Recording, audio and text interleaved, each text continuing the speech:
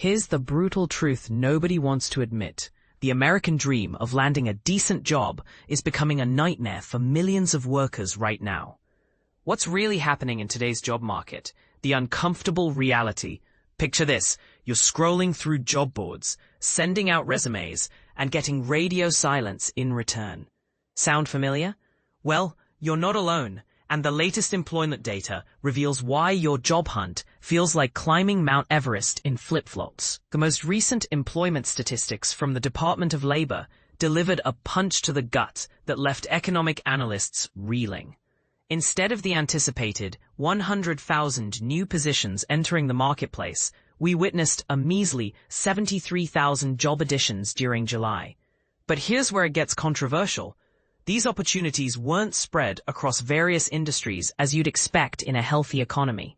The lion's share of these new positions landed squarely in two specific areas: healthcare and social assistance sectors.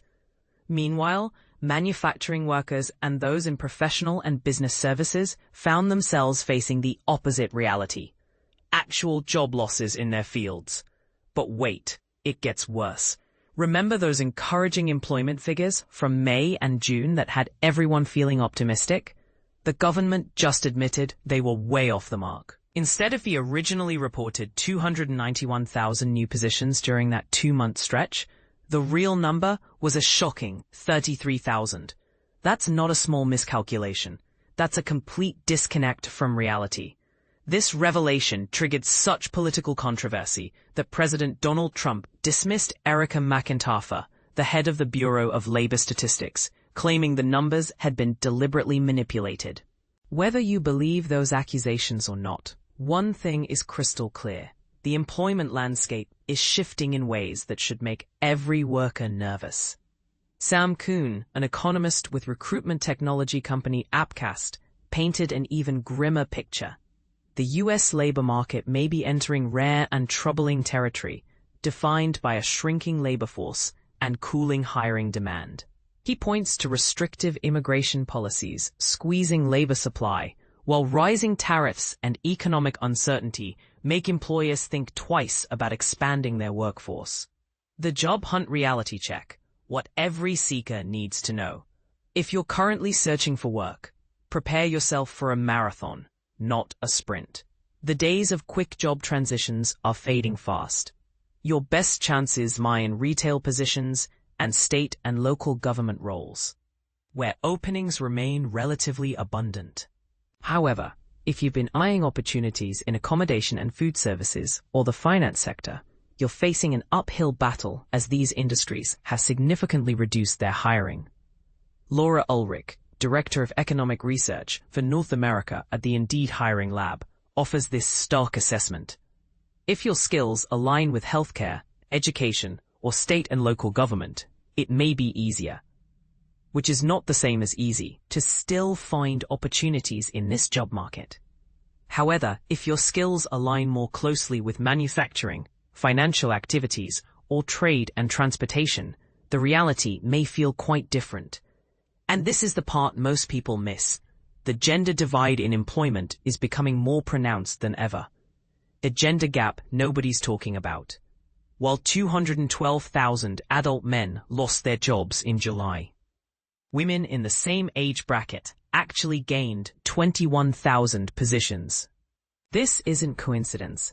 It's the result of job growth concentrating in sectors where women historically dominate, particularly healthcare and social assistance, where they represent over 75% of the workforce.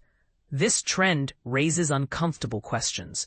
Are we witnessing a fundamental shift in the American workforce that will leave traditionally male-dominated industries behind? What does this mean for families where men have been the primary breadwinners? The immigration factor, a political hot potato. Here's where things get really controversial.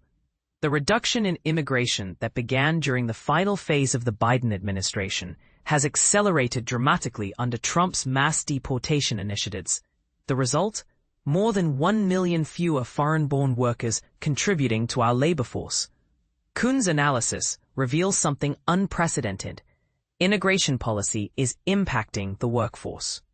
The labor force declined for the third month in a row, for the first time since 2011.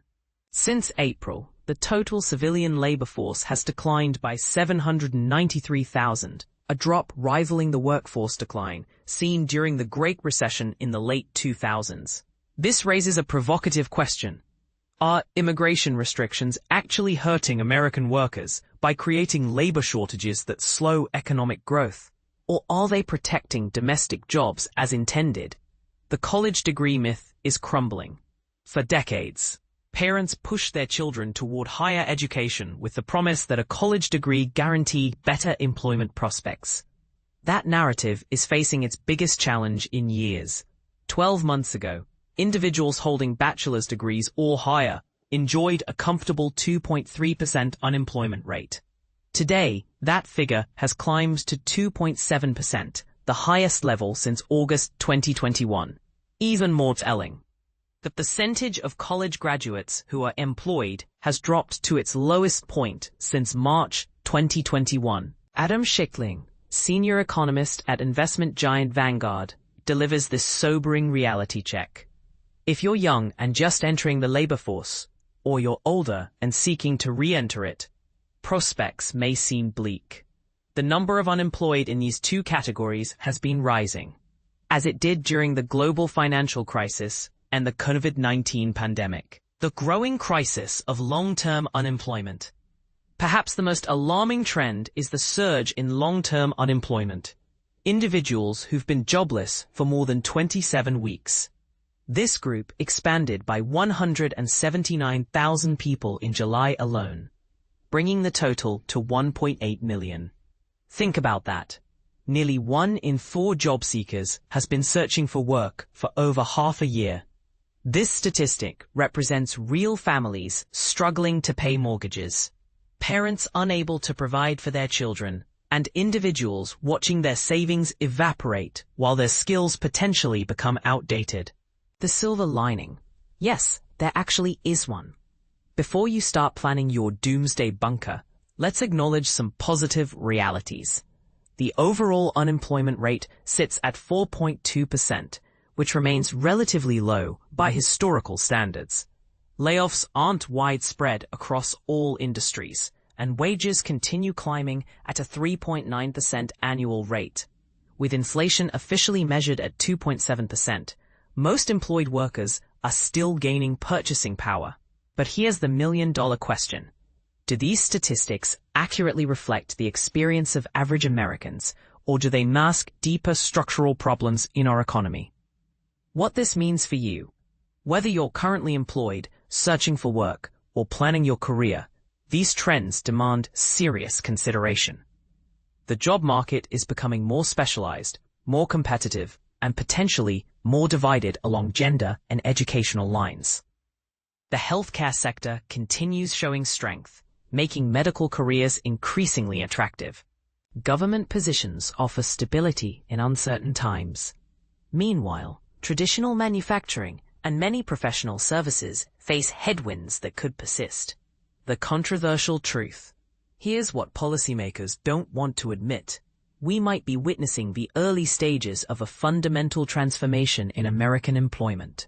The combination of immigration restrictions, technological advancement, changing consumer preferences, and global economic pressures is creating a job market unlike anything previous generations experienced. Some argue this represents necessary adjustments that will ultimately benefit American workers. Others contend we're creating artificial scarcities that hurt everyone. The truth probably lies somewhere between these extremes, but the human cost of this transition is undeniable. What do you think? Are these employment challenges temporary growing pains, or signs of deeper structural problems that require radical solutions? Is the traditional path to career success becoming obsolete? And if so, what should replace it?